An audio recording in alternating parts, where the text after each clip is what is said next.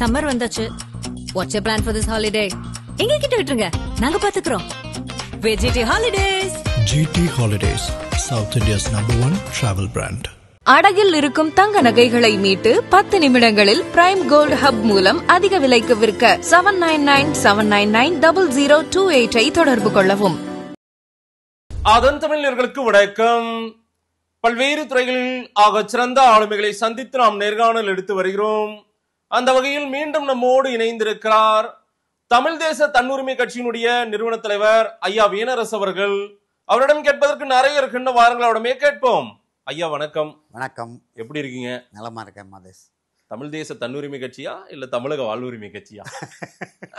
ஏன் இடையில பாட்டாளி மக்கள் கட்சின்னு கேட்காம விட்டீங்க? ஓ, ஐயாவையும் பார்த்துட்டு வந்து இருமுறை ஐயாவை சந்திச்சேன், நேற்று கூட சந்திச்சேன். ரைட். ஐயா உங்களை வந்துருங்க வடிவேல் ராவணன் இடத்துக்கு நீங்க வந்துருங்க அப்படின்னு அழைத்ததாக கூட செய்தி சொன்னீங்க. வடிவேல் ராவணன் இடத்துக்கு வந்துருங்கன்னு சொல்லல, என்னோட வாங்க வீனரசுன்னு அழைப்பு விடுத்திருக்கிறாங்க. சரி, நீங்க கேட்ட கேள்வி, நீங்க தைலாபுரம் தோட்டத்துலேருந்து போயிட்டீங்க வீனரசு, எனக்கு ரொம்ப வருத்தம்.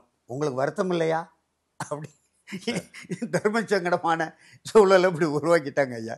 இல்லையா, நான் அப்படியெல்லாம் ஒன்றும் இல்லை, எனக்கு வருத்தம் தான் அப்படின்னு சொன்னேன்.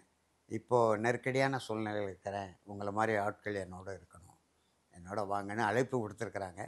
நான் என்னோடு இருக்கக்கூடிய மாநில நிர்வாகிகள் பெரிய எண்ணிக்கையில் இல்லாவிட்டாலும் என்னோடு இணைந்து பணியாற்றோடு கலந்து பேசி விரைந்தில் முடிவு செய்கிறியான்னு சொல்லிட்டு வர்றேன்.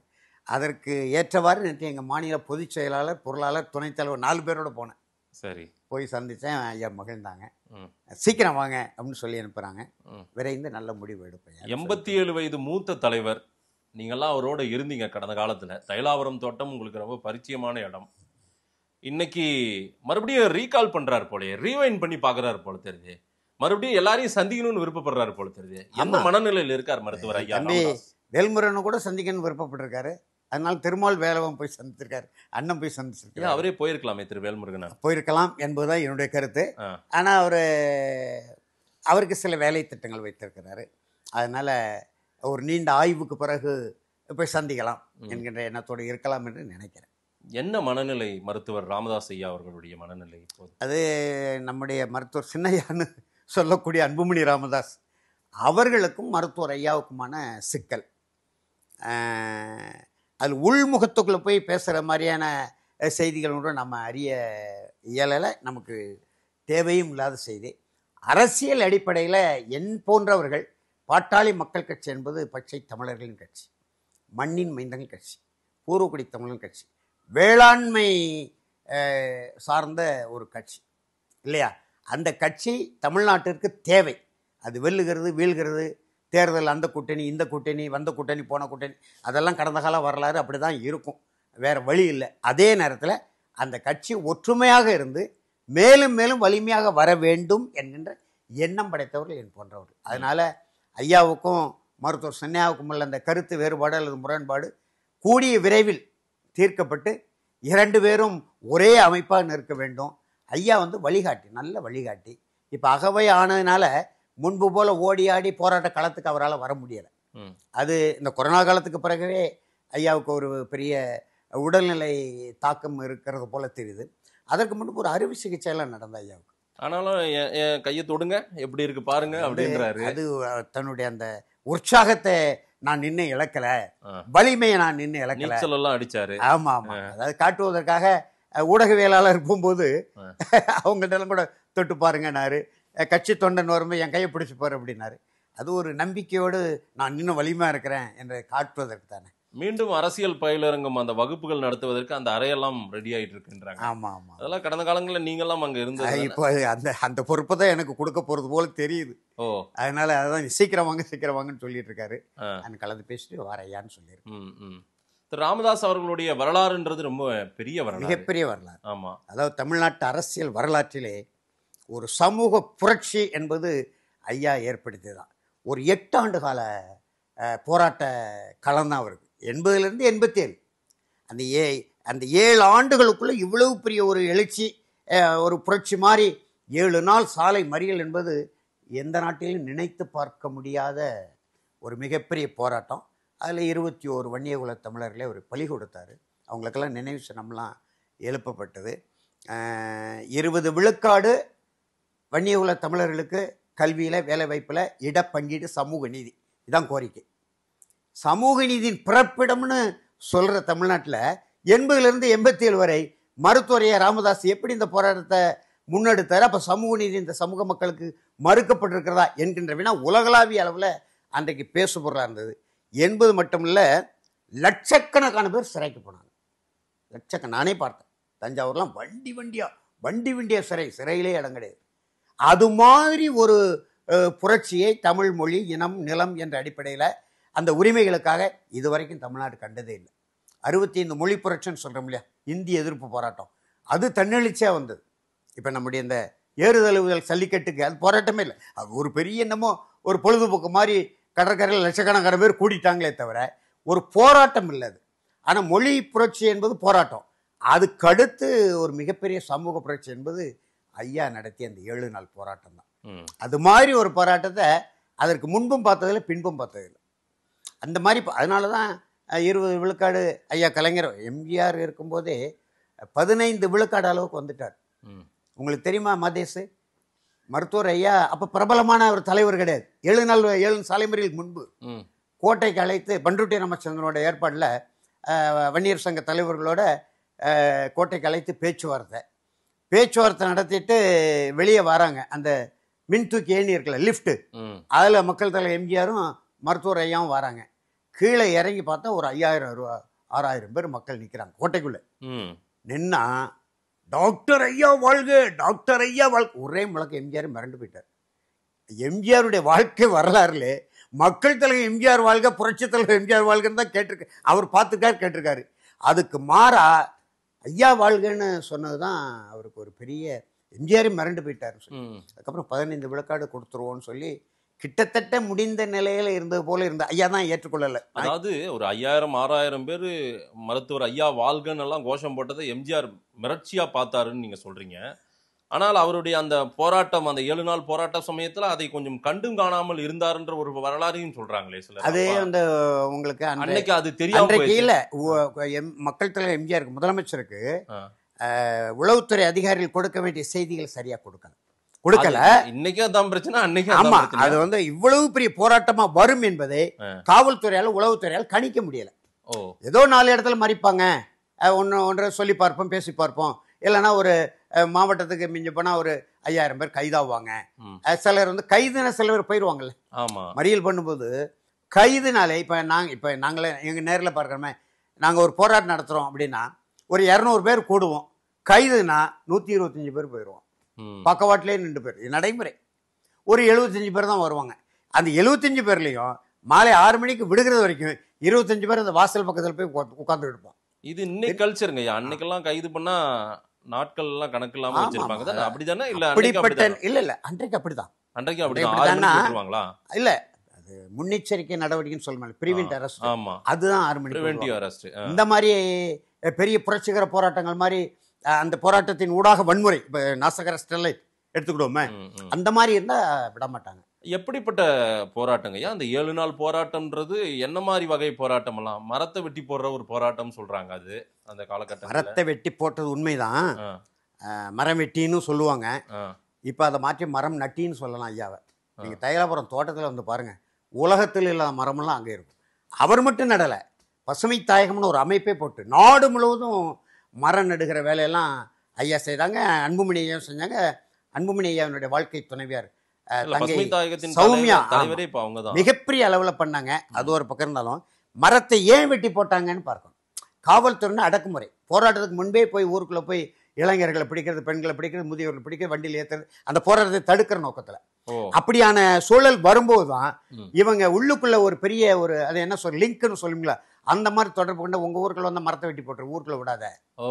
அந்த ஊருக்குள்ள காவல்துறை எளிதா ஊருக்குள்ள வர முடியாத நிலையில தான் அவங்க ஒரு தடுப்பு அரணாதான், அந்த தடுப்பு அரணாக, தடுப்பு பாதுகாப்பு அரணாக அந்த மரத்தை வெட்டி போட்டாங்க. காவல்துறையினுடைய தலைவர் டிஜிபின்னு சொல்றோம்ல, அவரு சாலையில போக முடியல, உலங்கு ஊர்தியில தான் போனார். விழுப்புரத்துக்கு சாலையில் போக முடியல.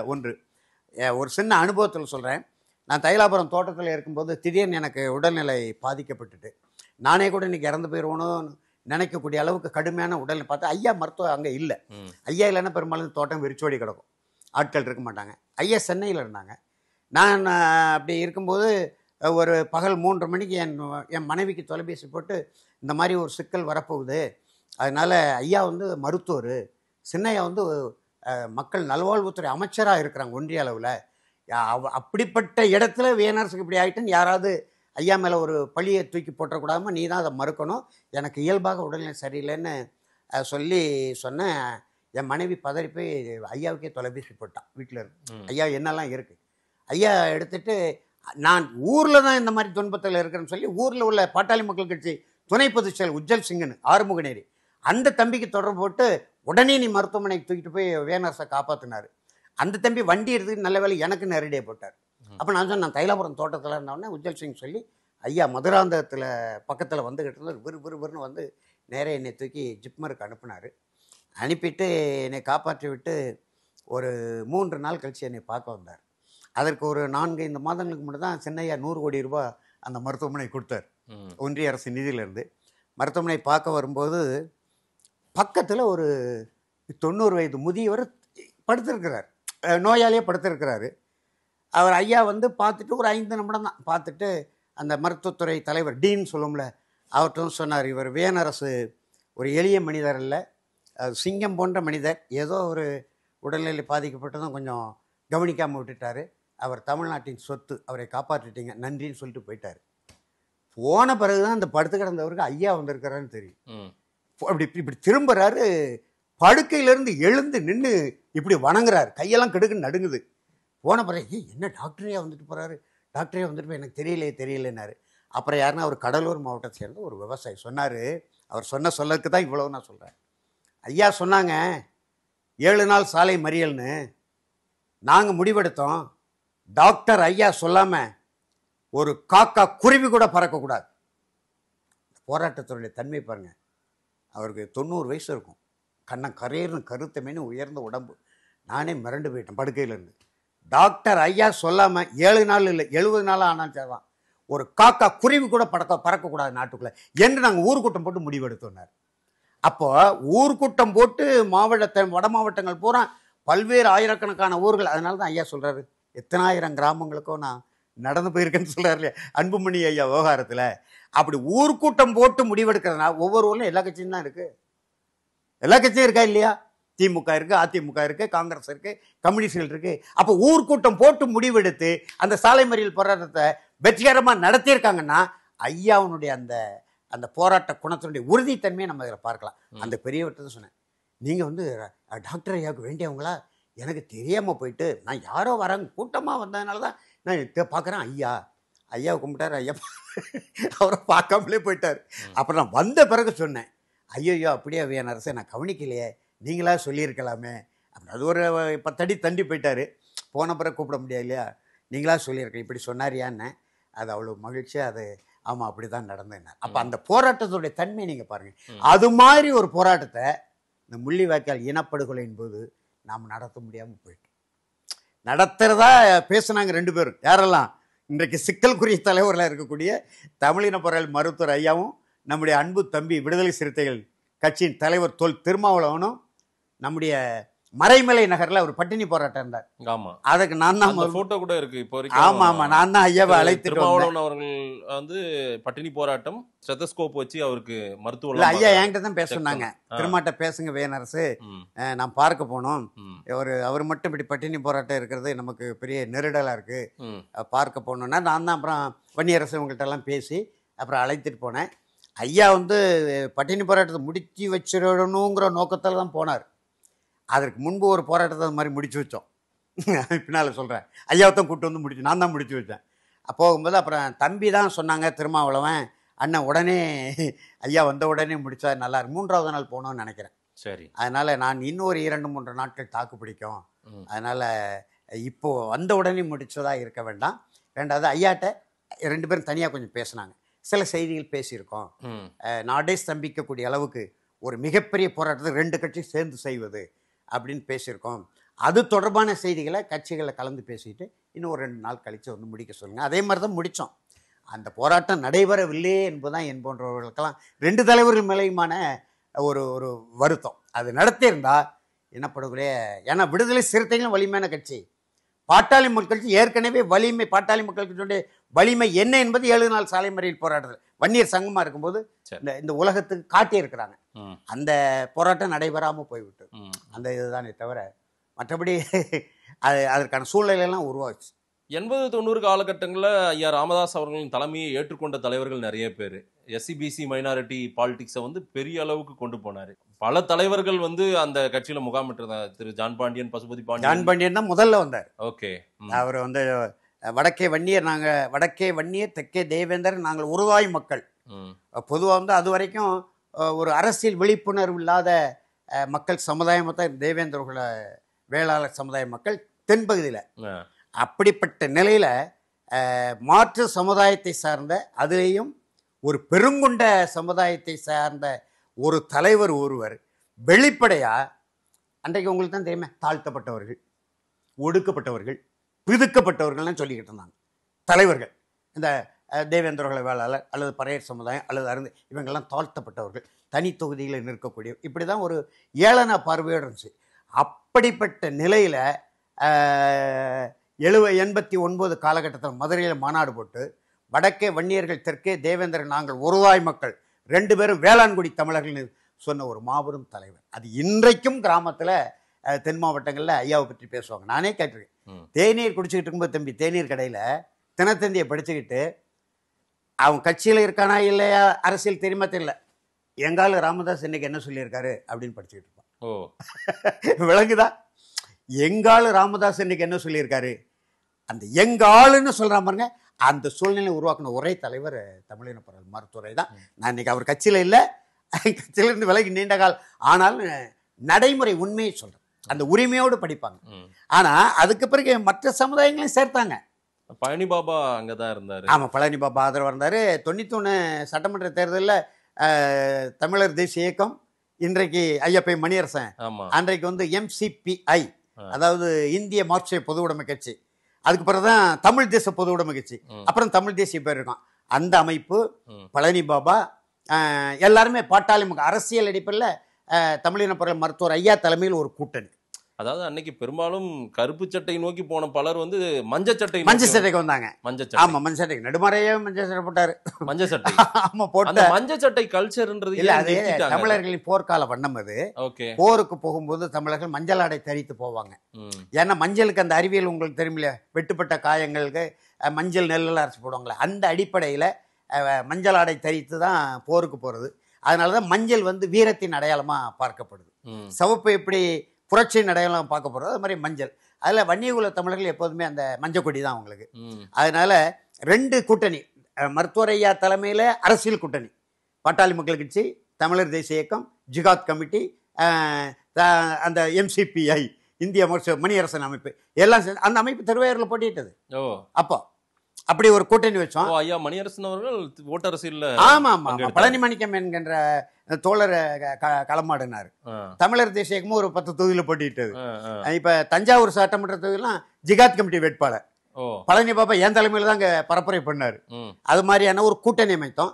அதே போல ஈழ விடுதலை தொடர்பான கூட்டமைப்புக்கு ஐயா பழனி நெடுமாறன் தலைவர், ராமதாஸ் ஐயாவை ஏற்றுக்கொண்டு, அந்த அடிப்படையில் தான் பின்னால 2004 காலகட்டத்தில் தமிழ் பாதுகாப்பு இயக்கம் சரி ஒரு பட்டியல் பிரிவு தமிழனுங்க தலைவராக வர முடியல அப்படின்னு சொல்லும்போது தொல் திருமாவளவன், நான் திருமாவளவன் தலைமை ஏற்கனவே ஐயாவே வந்தார், நெடுமாறன் வந்தார், மருத்துவர் சேதுராமன் வந்தார். இப்படி ஒரு சரி ஒரு தமிழர் தலைவர் வரட்டுமே இப்படி.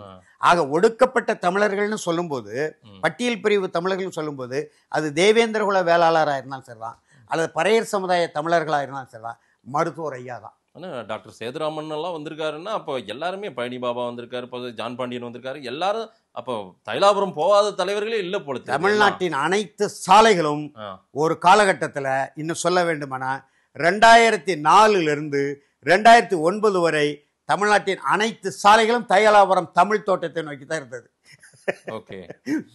தலைவர்கள் மட்டுமல்ல, மக்களுக்கான சிக்கல்கள் எங்கெல்லாம் வருதோ, நிலத்தை தொழிற்பேட்டைக்கு எடுக்கிறாங்களா, நீர் உரிமையை மறுக்கிறாங்களா, எல்லா மக்களும் தைலாபுரம் தோட்டத்தில் தான் வந்து புகார் பண்ணுவாங்க. ஐயா தான் எங்களை காப்பாற்றணும். அதாவது காவல்துறைக்கே வந்து ஐயா வீட்டுல இருந்து தகவல் வந்துச்சு, ஐயாவோட அறிக்கை வந்ததுன்னாவே கொஞ்சம் ஒரு ஆமா ஆமா ஒரு பயத்தை கொடுக்கும் இருக்கும். இப்போ ஒரு சின்ன எடுத்துக்காட்டு அவங்க சொல்றேன். கட்சியுடைய அந்த இது வச்சிருந்தாவே, விசிட்டிங் கார்டோ லெட்டர் பேடோ ஏதாவது ஒரு தகவல் வச்சிருந்தாவே அதுவே ஒரு பயத்தை ஆமா ஆமா ஆமா ஆமா அதனால பல பேர் பாதுகாக்கப்பட்டார்கள். அது வேற செய்தி. இப்போ சின்ன உடப்புன்னு ஒரு ஊர் இருக்கு, மதுரை வானூர்தி நிலையத்து பக்கத்துல. அந்த சின்ன உடப்பு மக்கள் ஏற்கனவே நிலத்தெல்லாம் கொடுத்துருக்குறாங்க. வானூர்தி நிலைய விரிவாக்கம்ங்கிற பேர்ல அந்த சின்ன உடப்புல உள்ள வேளாண் நிலங்களை எடுக்கிற திட்டம் வருது. எப்போ? 2008. சின்ன உடப்பு ஊரே திரண்டுங்க தைலாபுரம் தோட்டம் வந்துட்டு. ஊரே திரண்டு அவர்கள் கையெழுத்திட்டு மக்கள் கையெழுத்திட்டு ஐயா கொடுத்த மனு அப்படியே நானே வச்சிருக்கேன். என்கிட்ட தான் கொடுத்தாரு, இன்னும் வச்சிருக்கிறேன். இந்த காணொலிலாம் போட்டு விடுவேன். அப்படி அதே போல டைட்டானிக் தொழிற்சாலை திசைநூலை முதல் திருச்செந்தூர் வரை 10,000 ஏக்கர் நிலத்தை அப்போ வந்து மேற்கு வங்கத்தில் நடந்து பாருங்க, ஒரு நில எடுப்புக்காக. அது என்ன சொல்லுவாங்க, ஏதோ ஒரு பேர் சொல்லுவாங்க, மறந்து போச்சு எனக்கு. அந்த காலகட்டத்தில் 10,000 ஏக்கர் நிலத்தை டாடா டைட்டானிக் தொழிற்சாலை நிறுவுவதற்கு ரத்தன் டாட்டாவை அழைத்து உடன்படிக்கை நடந்தது, புரிந்துணர்வு உடன்படிக்கை நடந்தது. அந்த செய்தி முழுக்க அது உள்முக செய்திகள்லாம் அரசு ஆவணங்களை எல்லாம் கமுக்கமாக எடுத்து தமிழின பொருள் மருத்துவர் ஐயா கொடுத்த தமிழன் நான் தான். உடனடியாக அங்கே வந்து களமாடினார். திசைமலையில் பெரிய கூட்டம் போட்டார். கலைஞர் பதறி போயிட்டார். நீங்க பாருங்க, ஐயா இல்லையானால் 40,000 ஏக்கர் இன்னைக்கு 40,000 ஏக்கர் தூத்துக்குடி திருநெல்வேலி 2 மாவட்டத்திலும் கனிம வளம் கொழிந்து கிடக்கு. இந்த விவி அதெல்லாம் சும்மா கொஞ்சம் எடுத்ததே இவ்வளவு பெரிய ஆள்னா 40,000 ஏக்கர் நீங்க நினைச்சு பாருங்க. எல்லாத்திலும் நல்ல கண்ணையா வந்தாங்க, திருமாவளவன் வந்தார், சரத்குமார் வந்தார், ஐயா பழநெடுமறையாக்கு நான் தான் செய்தி கொடுத்தேன், நெடுமறையா வந்தாங்க. எல்லா தலைவருமே அந்த பகுதிக்கு வந்தாங்க. அந்த போராட்டத்தை முதல்ல ஒப்பந்தம் ஏற்படுவதற்கு 3 திங்களுக்கு முன்பே, நான் வரலாற்று பதிவோடு சொல்கிறேன், தமிழோசை எடுத்து காட்டிடுவேன், தினமணி எடுத்து காட்டிடுவேன். அந்த 3 மாதத்துக்கு முன்பே மருத்துவர் ஐயாக்கிட்ட தான் நான் புகார் கொடுத்தேன். ஐயாவுக்கே தெரியல, ஊடகவியலாளர் நண்பர் கிட்ட என்ன வேனரசு இப்படி சொல்கிறாரு, ஏதோ இடத்த கொடுக்க போகிறாங்கங்கிறாரு சொன்னார். இல்லையா தெரியல. நாங்கள் 3 மாதத்துக்கு முன்பு 2007 அதுக்கப்புறம் கொடுத்தாரு. தமிழின பொருள் மருத்துவரையா வந்துதான் 1 சென்ட் இடத்த கூட கொடுக்க விட மாட்டேன் ரத்தன் டாட்டாக்கு, இது தமிழ் பாதுகாக்கப்படணும்னு ஒரு பெரிய அறிவிப்பு கொடுத்தாரு. அதில் தான் கலைஞர் அதில் பின்வாங்கினது. அப்புறம் நான் என்ன பண்ணேன், அதுக்கு பிறகு அதில் தான் ஐயா என்னை ஈர்ப்பாக பார்த்தது.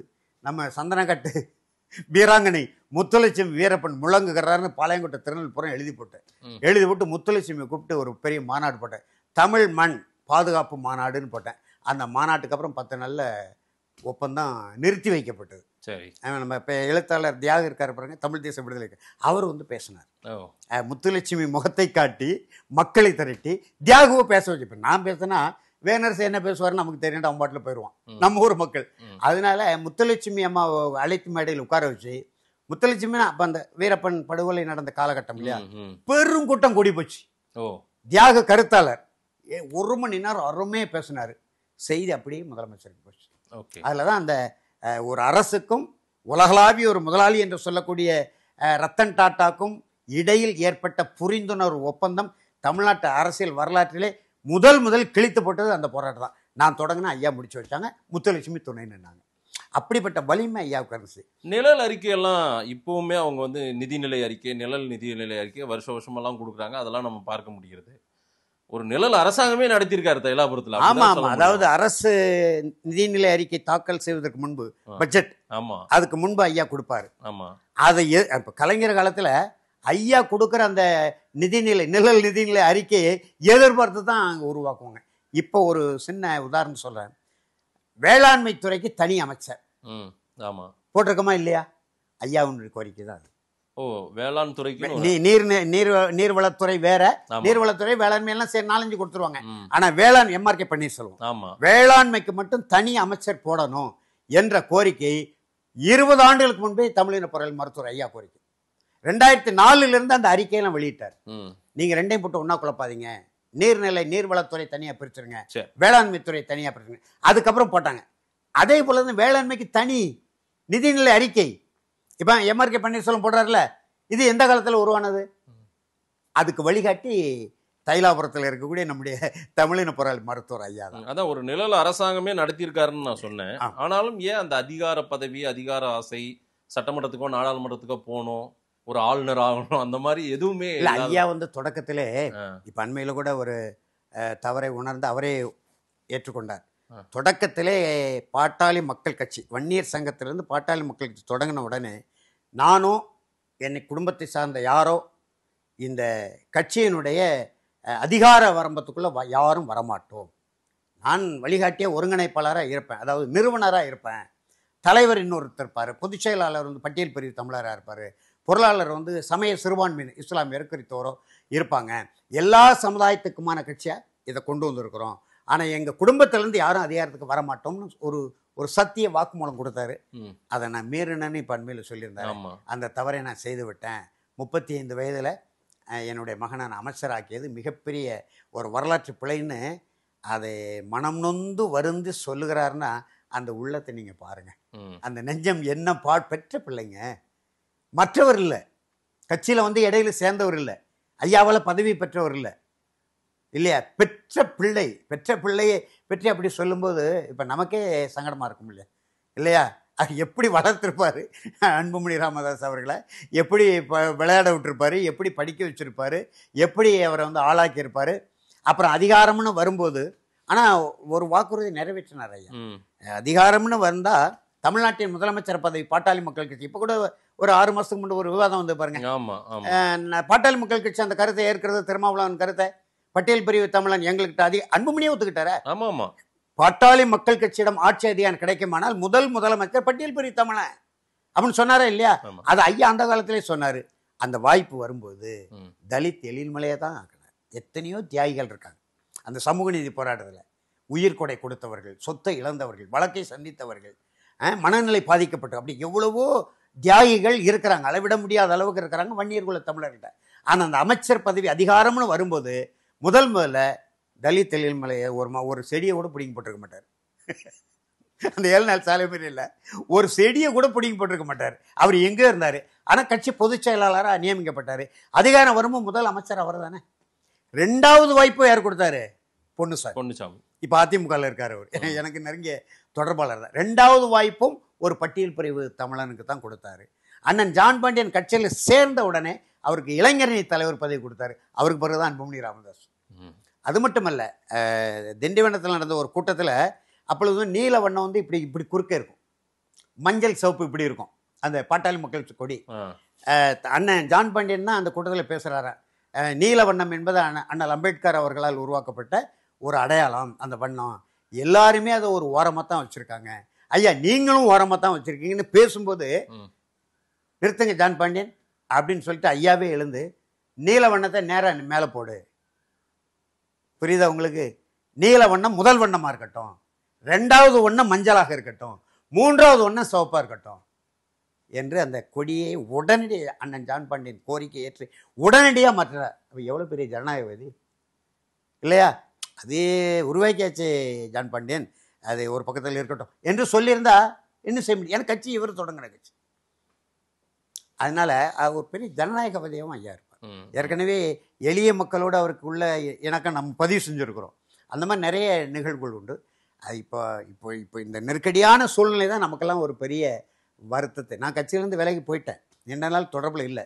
தமிழை தேடி போகிறேன்னு ஒரு பயணம் போனார், சென்னையிலேருந்து மதுரை வரைக்கும். தமிழை தேடி ஐயா போயிட்டார், ஐயாவை தேடி நம்ம போகணும்னு நான் தைலபுரம் தோட்டத்துக்கு போனேன். அப்போவே போய் சொல்லி பார்த்துட்டேன் ஐயாவை. அப்போ தான் அது கேட்டார். அப்புறம் இப்போ இந்த நெருக்கடியான நிலையில் அவரை போய் பார்க்கணுன்னு என் மனச்சான்று உறுத்தியது.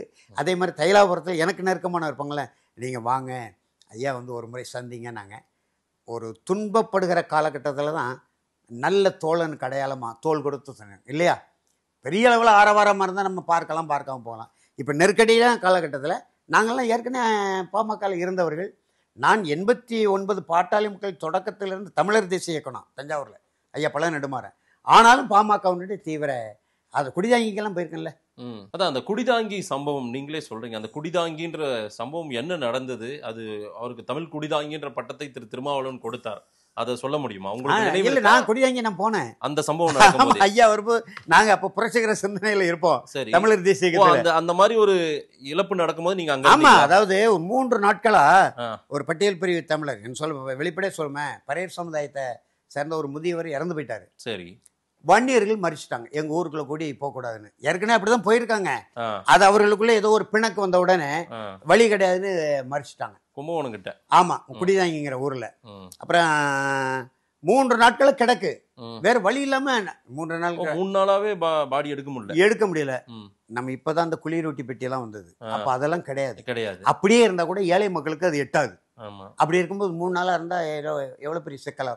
அதைத்தான் நீங்க பார்க்கணும். 3 நாளா கிடந்த ஒரு உடலை செய்தி கேள்விப்பட்ட உடனே இங்க திண்டிவனத்துல இருந்து புறப்பட்டு வந்துட்டார் மருத்துவரை. நான் தூக்கிட்டு போறேன் அப்படின்னு.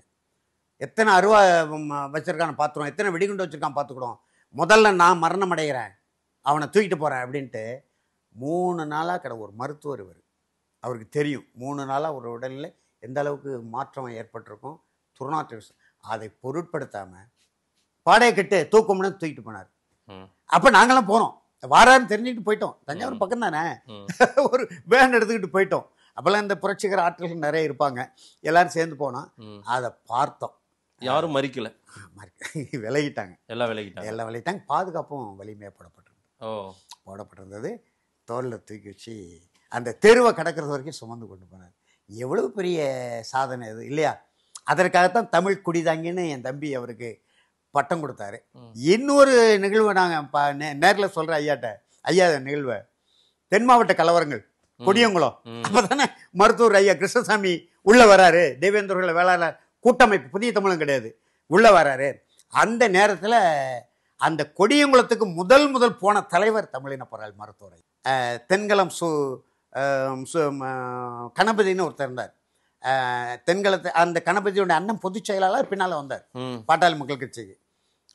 மூக்கையா, அவர் தென்கலம் மூக்கையான்னு சொல்லுவோம். மூக்கையானா பொதுச் செயலாளராக இருந்தார். அந்த கணபதி என்பவர் தொலைத்தொடர்பு துறையில் ஒரு பெரிய அதிகாரி. அவர் தான் தொடர்பு கொண்டு பேசினார். அவருக்கு பின்னால் நாங்கள்லாம் இருந்தோம். பேசி ஐயா வந்து ஒசூரில் சுற்றுப்பயணம் அனைத்தையும் நிறுத்திட்டு நேராக திருநெல்வேலி வந்தார். வந்து நாங்கள் ஒரு 10-20 வண்டியில் பாளையங்கோட்டையிலேருந்து புறப்பட்டோம். அப்போ காவல்துறை கண்காணிப்பாளர் வந்து சொல்கிறார், வண்டி ஐயா உள்ளே இருக்கிறாரு, நாங்களாம் பக்கத்தில் நிற்கிறோம். ஐயா நீங்கள் தயவு செய்து சொல்கிற ஐயா, இது வேண்டாம் நிறுத்திடுங்க, இது விஷப்பரிசையா. அங்கே சீவலைப்பேரின்னு ஒரு ஊர் இருக்குது. சீவலைப்பேரி பாண்டி கேள்விப்பட்டீங்களா? அந்த ஊர் தான். அந்த சீவலைப்பேரியில் பல்லாயிரக்கணக்கான பேர் கையில் என்ன வச்சுருக்கான்னு தெரியாதுயா, அதனால் உங்களுக்கு எதாவது ஆனால் நாங்கள் பதில் சொல்ல முடியாது. கையெடுத்து கும்பிட்றார் ஒரு காவல்துறை அதிகாரி. அவர்கிட்ட சொன்னார், அதுக்கு முன்னால் 3 வண்டி நின்றுது. ஐயா வண்டிக்கு முன்னால் 3 வண்டி நின்றுது. சொன்னவனா அவருக்கு பதிலே சொல்லலை. உதவியாளர் கூப்பிட்டு அந்த 3 வண்டி என் வண்டிக்கு பின்னால் விடுங்கன்னாரு. நான் கண்ணால் பார்த்தேன் மதேஷ். நான் கொடியங்குளத்துக்கு போகிறதுக்கு, கொடியங்குளம் ஊருக்கு போகிறதுக்கு 3 வண்டி பாதுகாப்பு வண்டி முன்னால் நிற்கி, அந்த காவல் அதிகாரி சொன்ன உடனே உதவியாளர்கிட்ட முன்னால் நிற்கிற 3 வண்டி பின்னால் விடு அப்படின்னாரு. என் வண்டி முதல்ல போகட்டும், சிவலைப்பேரியில் யார் வெடிகுண்டு வீசுறா, யார் வெட்டர்வாலை எடுத்துகிட்டு வரா, முதல்ல நான் பார்க்குறேன், விட வண்டின்ட்டார். நீங்கள் உங்கள் வேலையை பாருங்கள், நான் என் வேலையை பார்க்குறேன். மலை சிவலைப்பேரியில் பார்த்தா அவ்வளவு கூட்டம், ஆனால் ஒரு துரும்பு கூட விழலை. நம்ம சொல்லணும், எல்லாம் பார்த்தாங்களே தவிர கோசம் போட்டு சத்தம் போட்டாங்களே தவிர மலை காவல்துறை பலமான பாதுகாப்படும். கொடியங்குளம் ஊருக்கு போனாரே இல்லையா? அங்கே போய் அவர் வந்த பிறகு தானே பெரிய அது என்ன சொல்ல ஆங்கில இஷ்யூன்னு சொல்லுவீங்களே, அந்த கொடியங்குளம் சம்பவத்தை முதலில் உலகத்துக்கு சொன்னவன் நான் தான். நான் ஆவணத்தோடு பேசுவேன். 3 நாள் கழித்து, 3 நாள் செய்தியை வர விடாம அந்த பன்னீர்செல்வம் பண்ணிட்டாரு. யார் பன்னீர்செல்வம்? மாவட்ட ஆட்சியர். அதுக்கப்புறம் இப்போ தாமிரபரணி பாதுகாப்பு இயக்க தலைவர்னு ஐகோன்னு ஒருத்தர் இருக்காரு. அவர் வந்து ஊடகவியல் அப்போ இருந்தார். அவர் தான் வந்து எனக்கு சொன்னார், இந்த மாதிரி நடந்திருக்கு, மாலை முரசில் உங்களுக்கு ஒரு பெரிய இது இருக்குது, நீங்கள் எது கொடுத்தாலும் மாலை முரசல் போட்டுருவாங்க, இந்த செய்தியை கொடுங்க வியர்னஸ். நான் கட்டட தொழிலே வேலை பார்த்துக்கிட்டு இருந்தேன். அங்கே வந்து சொல்லி அதுக்கப்புறம் செய்தி கொடுத்து மாலை முரசல் வெளியிட்டோம். அதுக்கப்புறம் மூக்கை அவர் கணபதி தொடர்பு கொண்டு மருத்துவரையா வந்தாங்க. பெரிய செய்தியானது மருத்துவரையா வந்தது தான். அது மாதிரியெல்லாம் அந்த மாதிரி எந்த தலைவராக போக முடியுமா சொல்லுங்க பார்ப்போம். நானே பார்த்தேன், ஒரு இளவு வீட்டுக்கு கொலை விழுந்து போச்சு, இளவு வீட்டுக்கு துக்கம் கேட்கறதுக்கு ஒரு தலைவர் புறப்பட்டார். நாங்களும் பக்கத்தில் இருக்கோம். ஒரு தலைமை காவலர் வந்து அங்கே சிக்கல் இருக்குது, நீங்கள் போக வேண்டாம்னா வண்டி விட்டு இறங்கி வீட்டுக்குள்ளே போயிட்டார். எந்த தலைவர்? வேண்டாம் விடுங்க. அதெல்லாம் அப்படிப்பட்ட நிலையில் மருத்துவர் ராமதாஸ் ஐயா தான் வந்து கை கொடுத்து தூக்குனார். 2வது சுற்றுப்பயணமும் வந்தார். அது மாதிரி அதே மாதிரி தேனி கலவரத்தில் வடிவேல் ரவணன் சொல்லுவார், இப்போ அன்புமணி கிட்ட இருக்கு, அவர்கிட்ட இருக்கு. எங்கள் அண்ணன் அவர் நான் தான் கொண்டு சேர்த்தேன். அவர் தொடக்கத்திலேருந்து ஐயா கூட இருந்தவர், தத்துவணி பிரிவில் இருந்தார். அப்புறம் 2000 வாக்கில் மேட்டூரில் ஒரு பயிற்சி வகுப்பு, அதில் தன்னுரிமை தொடர்பாக ஒரு வகுப்பு எடுக்கிறாரு. வகுப்பு எடுத்தது மட்டும் இல்லாமல் ஒரு வார பத்திரிக்கை பேட்டி கொடுத்துட்டாரு. இப்பொழுது தன்னுரிமை கேட்கிறோம், தன்னுரிமை கிடைக்காவிட்டால் தனி உரிமை கேட்போம்ட்டாரு. வாழப்பாடி அதை பிடிச்சிக்கிட்டாரு. வாழப்பாடி பிடிச்சி உடனே இது பிரிவினைவாத கட்சி, இந்த கட்சியை தடை செய்யணும்னு அறிக்கப்பட்டாரு. அந்த சிக்கலில் தலைவர் கோக்காமணி இவர் கட்சியை விட்டு நீக்கி விட்டுட்டாரு, வடிவேல் ராவணனை. அப்புறம் நான் 2007 பிற்பகுதியில் சேர்ந்து 2008ஆம் ஆண்டு ஜனவரி மாதம் 12ஆம் தேதி பொங்கு தமிழ் அறக்கட்டளையில் சென்னையில் ஒரு விழா, பொங்கல் விழா நடக்கு. அந்த விழா அன்னைக்கு தான் அண்ணனை கூட்டிகிட்டு வந்தேன். ஐயா கூட்டிகிட்டு வர சொன்னாங்க. வடிவேல் ரமணன் சிறந்த அறிஞர், பேச்சாளர். அவர் கட்சி விட்டு நிற்கக்கூடிய ஒரு நிலை வந்தது. இப்போ எங்கே இருக்கார் வேணரசு? இப்போ கேட்டார், அன்னைக்கு கூட கேட்டார், வேணரசு உங்களுக்கு ஒரு 100 ரூபாய் பரிசு தரேன், இந்த நம்ம பொதுச் செயலர் வடிவேல் ரமணன் எங்கே இருக்காருன்னு கொஞ்சம் கண்டுபிடி. அதை பத்திரிகா சந்திப்புலையும் சொல்லிட்டு என்கிட்ட சொன்னார். பத்திரிகை சந்திப்பில் நான் படிச்சுட்டேன். என்கிட்டே சொன்னார், வடிவேல் ரமணன் எங்கே இருக்காரு கண்டுபிடிச்சு சொல்லுங்களேன்னாரு. ஐயா அவர் நடைமடை தேநீர் கடையில் தேநீர் குடிச்சு காணொலியெல்லாம் ஓடிக்கிட்டு இருக்கியா, சாலை ஓரத்து தேநீர் குடிச்சுக்கிட்டு வந்துச்சு. அப்படியா? அவரு விண்மீன் விடுதலாம் இருக்கிறதா கேள்விப்பட்டேன். டெல்லிக்கு போனார் வடிவேல் ரவணன். அன்புமணியை டெல்லிக்கு அனுப்புனார் வானூர்தியில். அது அவருக்கு தெரியுமில்ல, அங்கே பெரிய விடுதலை அறை போட்டு தங்கியிருந்து தேர்தல் ஆணையத்தில் போய் கையெழுத்து போடணுங்கிறதுக்கு போனார். அதை தெரிஞ்சுட்டு தான் ஐயா சொன்னார். அப்போ அன்றைக்கு தான் நான் வந்து ஐயாவை சேர்த்தேன். நானும் வடிவேல் ராவணனும் இருக்கும்போது பொதுச் செயலாளர் பாலசுந்தரன் ஒரு அம்மா இருந்தாங்க, வெள்ளக்கோயில் சாமிநாதன் அமைச்சர் இருக்காங்களா அந்த ஊர். அவங்களுக்கு அடுத்து பொதுச் செயலாளர் தேர்வு செய்யணும். ஐயா வந்து என்னைய மனதில் வச்சிருக்கிறாரு. பாசறை செல்வராஜின்னு ஒரு தோழர் இருந்தார், காஞ்சிபுரத்துக்கார். அவர் கொஞ்சம் புரட்சிகர சிந்தனையால் தான். அவர் அதுக்கு போட்டி போடுவது போல தெரிஞ்சது. அப்போ நான் வந்து போட்டின்னா நமக்கு வேண்டாம் அப்படின்னு சொல்லிட்டு அப்புறம் ஐயாட்ட சொன்னேன். ஐயா மூத்தவர், அவர் நீண்ட காலம் எனக்கு முன்னாலே கட்சியில் இருந்தவர், இடையில கொஞ்ச நாள் கட்சியில் இல்லையே தவிர அவருக்கு கொடுக்கறது தான் சரியாக இருக்கும்னு. அப்போ வியனரசா பாசறை செல்வராஜா என்பதை ஆயுஷ் சரி வடிவேல் ராமனு கொடுத்தா இன்ன வரைக்கும் அவர் தான் போய் செய்யலாரு. ஓ, இப்போ நான் இருந்தேன்னா இல்லையா? அது மாதிரி நான் எப்போதுமே அதை வந்து எனக்கு பொறுப்பு அல்லது பதவி இது மாதிரி வந்தால் நான் ஏற்கனவே சொல்லிடுறேன். அம்மையார் ஜெயலலிதாவே கூப்பிட்டு நம்மளை பேசும்போது நம்ம மறுத்துருக்குறோம். தேமுதிக விஜயகாந்த் நேரடியாகவே தொழில் அதிபர் மூலம் பேசுகிறாங்க. அதெல்லாம் நம்ம ஏற்கிறதில்ல. அதனாலே பல இழப்புகள் நமக்கு. அதனால் இப்போதைக்கு மருத்துவர் ஐயா அந்த நெருக்கடியான சூழ்நிலை இருக்கும்போது சரி அவருக்கு பக்கபலமாக இருப்போமே அப்படின்னு போய் சந்தித்தேன். நல்லபடியாக பேசிட்டு வந்திருக்கோம், பார்ப்போம். அரசியல் பயிலரங்கம் நடத்தின ஒரு தலைவர் அவர் தான். ஆமாம், இந்த தமிழ்நாட்டிலேயே அரசியல் பயிலரங்கம் நடக்குதுன்னா அது கம்யூனிஸ்டுகள் பயிலரங்கம் நடத்துவாங்க. ஆனால் பயிலரங்கம்னு அதுக்கு ஒரு ஏற்பாடு செய்து நடத்த மாட்டாங்க. ஆங்காங்கே தோழர்களை விட்டு இப்பெல்லாம் அது கிடையாது. அதாவது அது எப்படின்னா மாலை நேர வகுப்புகள் மாதிரி அப்படியே நடத்துவாங்க. இல்லை நான் பேராசிரியர் அரசியல் பயிலரங்கத்தில் ஒவ்வொரு நாளும் பயிலரங்கம் நடக்கும். ஆமாம், அதாவது மாவட்டமாக கொண்டு வராங்க. கிளை செயலாளர்கள் வருவாங்க, உறுப்பினர்கள் வருவாங்க. எந்த உறுப்பினர் வந்தாலும் எந்த பதவி உறுப்பினர் இவர் கிளை செயலாளர், இவர் நகர செயலாளர், ஒன்றிய செயலாளர், மாவட்ட செயலாளர் அப்படி கிடையாது. யார் வேண்டுமானாலும் ஐயாட்ட கை கொடுக்கலாம். பயிற்சியில் வரும் ஐயா பயிற்சி நான் வகுப்பு எடுத்துக்கிட்டு இருப்பேன், திடீர்னு ஐயா வந்துடுவாங்க. ஐயா வந்து அப்புறம் வகுப்பு எடுக்கிறத நிறுத்திட்டு ஐயா பேசுவாங்க. பேசிட்டு ஒரு இடைவெளி விடுவாங்க, தேநீர் குடிக்க அல்லது உணவு இடைவெளி விடுவாங்கள்ல, அங்கேயே உட்கார்ந்துருப்பார். எல்லோரும் கிட்ட போய் கை கொடுத்து படம் எடுத்துக்கிட்டு தான் போவாங்க. 200 பேர் 300 பேர் இருந்தாலும் அந்த 200-300 பேரும் கை கொடுத்து படம் எடுத்து உட்காந்துக்கிட்டே இருப்பார். அதெல்லாம் நான் கண்ணால் பார்த்துருக்கோம், படமெல்லாம் வச்சுருக்கிறேன். அப்படி கை கொடுக்குற படமெல்லாம் கொடுப்பாரு. அப்புறம் வகுப்பு என்ன நடக்குன்னு பார்ப்பாரு. ஒரு அட்டவணை போட்டுருவோம். இந்த செல்வகுமார்னு இருக்கார் பாருங்க, சின்னையாக்கிட்ட இப்போ ஆமாம் கருப்பு சட்டை போட்டு ஓடி அவர்கிட்ட தான் உதவியாளருமா இருப்பார். அவர் தான் அதுக்கு பொறுப்பாளர். நாங்கள்லாம் பேராசிரியர் ஒரு 6-7 பேர் இருந்து ஒவ்வொரு நாளும் வகுப்பு எடுப்போம். நான் ஒரு வாரத்தில் ஒரு 4 வகுப்பு எடுப்பேன். 200, 300, 500, 600, 1000 பேரில் வருவாங்க வகுப்பு. அந்த மாதிரி ஒரு கட்சி அரசியல் பயிலரங்கம் என்ற ஒரு அமைப்பை ஏற்படுத்தி தன்னுடைய கட்சி தொண்டர்களுக்கு தொடர்ந்து பயிற்சி கொடுத்த ஒரே அரசியல் கட்சி பாட்டாளி மக்கள் கட்சி தான். இப்போ என் தம்பி அதை செய்கிறார், வேல்முருகன். அவர் வீட்லேயும் அதே மாதிரி ஒரு பெரிய அரங்கம் மாதிரி போட்டு, நானே அண்மையில் போன ஒரு வீட்டுக்கு மிரண்டு வீட்டை பார்த்துட்டு, வீடு வளமான வீடு அதே எல்லா தலைவனும் இருக்கிறதான். ஆனால் பயிலரங்கம்னு வீட்டுக்குள்ளே வச்சுருக்காரு பாருங்க. ஒரு 500 பேர் அமரலாம். அந்த மாதிரி வச்சு அவரும் அது ஐயாட்ட பயிற்சி எடுத்தவர் தானே.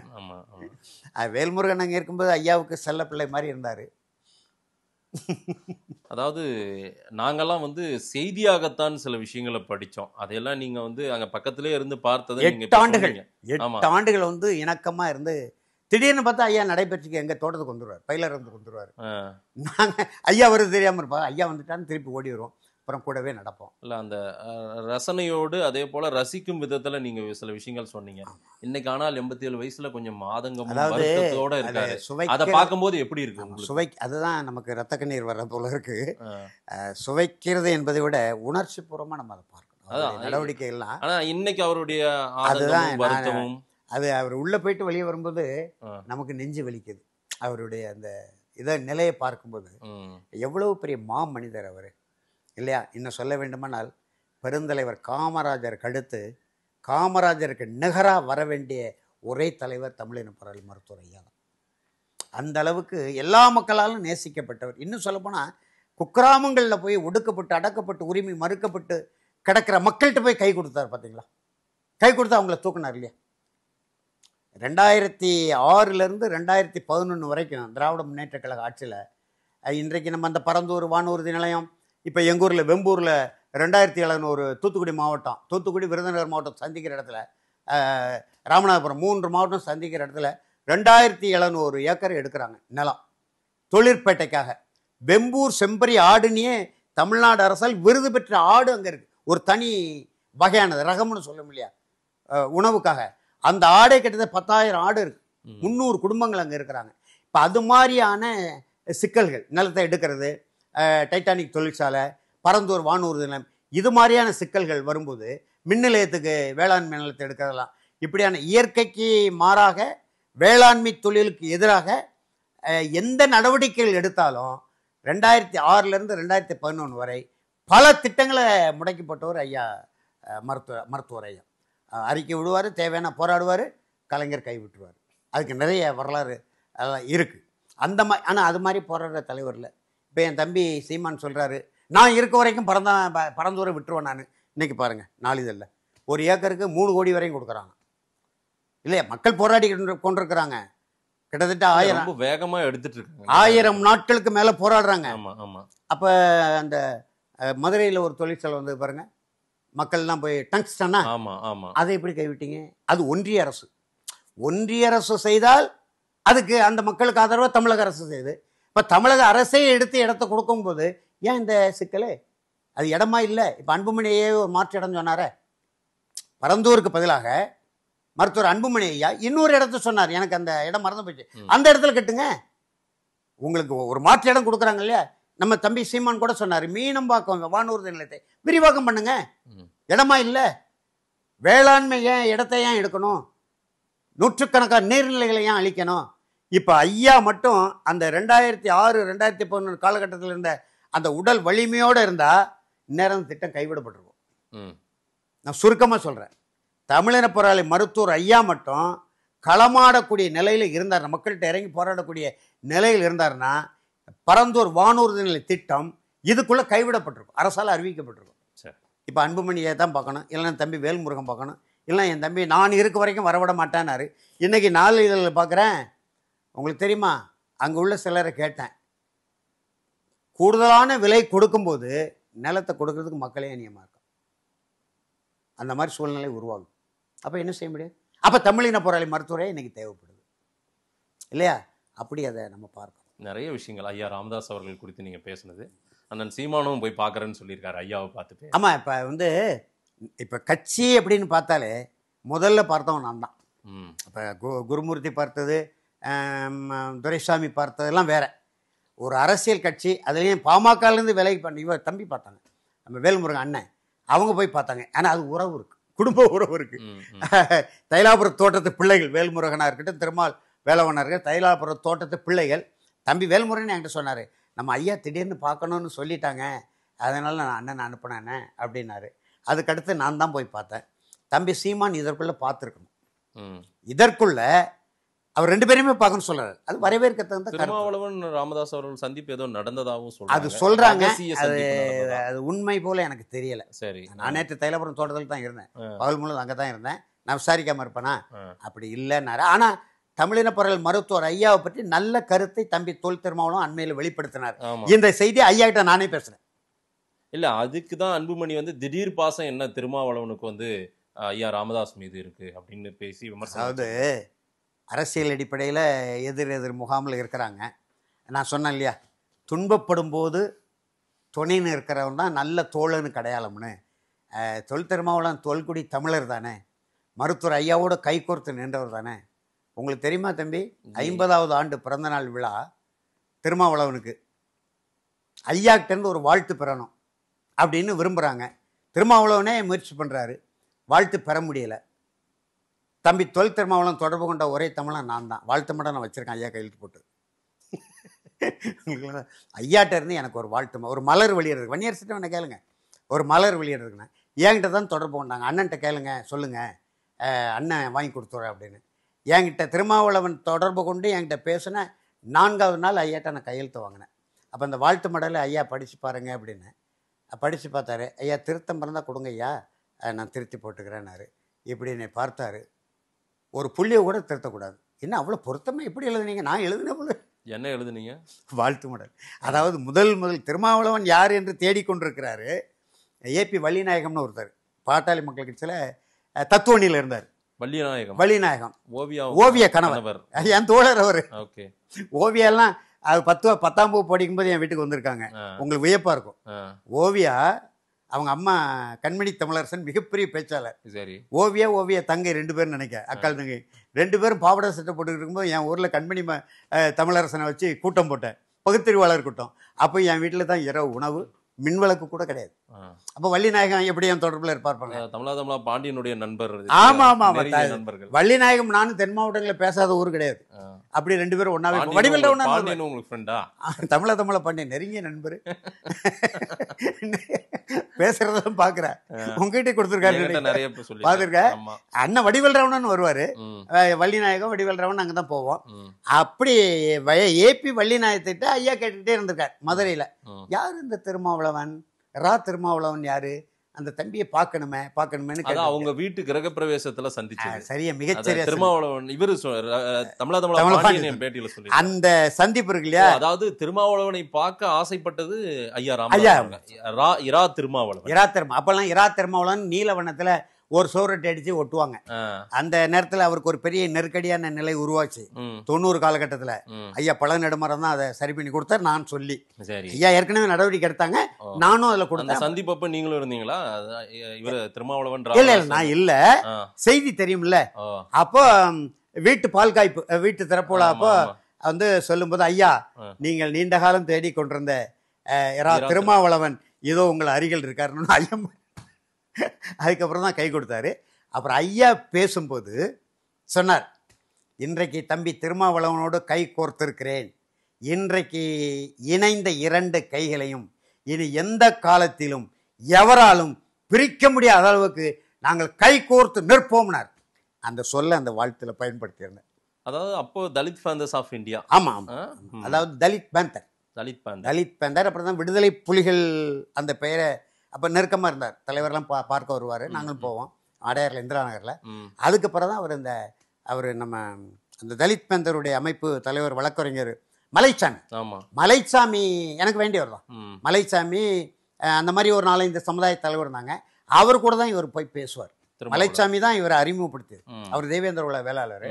அப்போ நல்ல துடுக்கா பேசுவார் இல்லையா, நல்ல அத்துமீர் அடங்கமறு திமிரி ஏழு திருப்பி தாக்கு, இந்த மாதிரி அந்த நல்ல தமிழில் வசனங்கள் பேசுவார்ல. மலைச்சாமி தான் ஊக்கப்படுத்தி ஆக்கப்படுத்தி போட்டார். மலைச்சாமி அவர் ஒரு விபத்தில் இறந்து போனார். அதுக்கப்புறம் தான் தலித் பேந்தர் அமைப்பு விடுதலை சிறுத்தைகள் கட்சி என்று தம்பி கொண்டு வந்தாங்க. அந்த முதல் மேடையில் ஐயா பேசின பேச்சை அந்த வாழ்த்து மடலில் பயன்படுத்தி இன்றும் தொடர்கிறது, நாளையும் தொடரும்னு சொல்லி சும்மா ஒரு 1.25 பக்கம்தான். அது படித்து பார்த்துட்டு ஐயா திருத்தங்க ஐயா அப்படின்னு, ஒரு புள்ளியை கூட திருத்தக்கூடாது, அடிச்சுட்டு வாங்க என்னுடைய மடல் தாளில் லெட்டர் பேட். அப்போல்லாம் தமிழில் பேசுவார் ஐயா, எடுத்துகிட்டு வாங்கினார். எடுத்து கொடுத்து அனுப்பிட்டேன். அவங்க மலர் வெளியிடலை, அந்த நகல் நான் வச்சுருக்கேன். நல்ல வேலை வெள்ளத்தில் எவ்வளவோ போச்சு, இது மாதிரி ஒரு ஆவணம்லாம் என்கிட்ட இருக்கு. அப்போ அந்த அளவுக்கு இருந்தார்.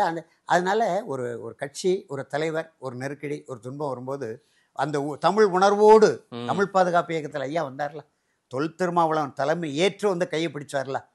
அதனால அப்படி ஒரு நல்ல அதை நான் தான் சொன்னேன். இந்த அன்பழகன் ஐயா குற்றஞ்சாட்டுறாரு பாருங்க, மருத்துவர் சின்னையா, அவர் பக்கத்தில் இருந்தார். ஐயா தம்பி திருமாவளவன் உங்களை பற்றி என்ன பேசியிருக்காரு, என்ன ரொம்ப ஆர்வமாக கேட்டார். இல்லையா நல்ல பேசியிருக்கிறாரு, உங்களை பற்றி பெருமையாக பேசியிருக்கிறாரு அப்படின்னு சொன்னேன். அப்படியா பேசியிருக்காரான்னாரு. அவர் அன்பழகன் பக்கத்தில் நாம ஐயா நானே பார்த்தேன், சிறப்பாக பேசியிருக்காருன்னு சொன்னார். இதெல்லாம் வச்சுக்கிட்டு அவர் சந்திச்சிட்டாருன்னு. சந்தித்தாலும் தவறில்லை. இப்போ என் தம்பி சீமான் சந்திக்காமன்னு சொல்லியிருக்காரு. நான் சந்திக்கிறத வரவேற்கிறேன், முன்கூட்டியே சந்திச்சிருக்கணும். அதுக்கு செல்வ பெருந்தகையை வழிகாட்டியா சொல்லுவதில் நமக்கு உடன்பாடு இல்லை. செல்வ பெருந்தகை போய் பார்த்து விட்டு வந்த பிறகு செல்வத்தை பெருந்தகை வெளியில நானும் போய் பார்க்குறேன், அதையும் சொல்லணும் காங்கிரஸுக்காரர் பேர்ல. இவர் இதுக்குள்ள பார்த்துக்கணும். செல்வ பெருந்தகையை விட உரிமை படைத்தவர் செந்தமலர் சீமான். தைலாபுரம் தோட்டத்துக்கு எனக்கே செந்தமலர் சீமானே தைலாபுரம் தோட்டம் தான் அறிமுகப்படுத்து இல்லையா?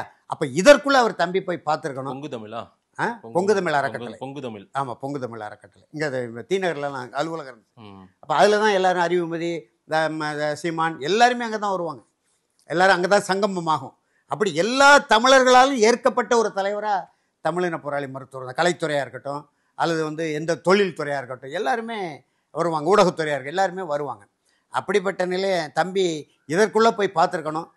விரைந்து பார்க்க வேண்டும் என்று ஒரு அண்ணன் என்ற முறையில் அன்பான வேண்டுகோளை செந்தமலர் சீமான் முன்வைத்து நிறைய விஷயங்கள் ஐயா ரொம்ப ஒரு வரலாற்று தகவலை சொல்லும் போது சுவாரஸ்யமா இருந்தது. இன்னும் கேட்கணும்னே நிறைய இருக்கு. நம்ம அடிக்கடி பேசுவோம். நேரில் நேரம் கொடுத்து பேசுவோம். நன்றி. நன்றி, வணக்கம், வாழ்த்துக்கள்.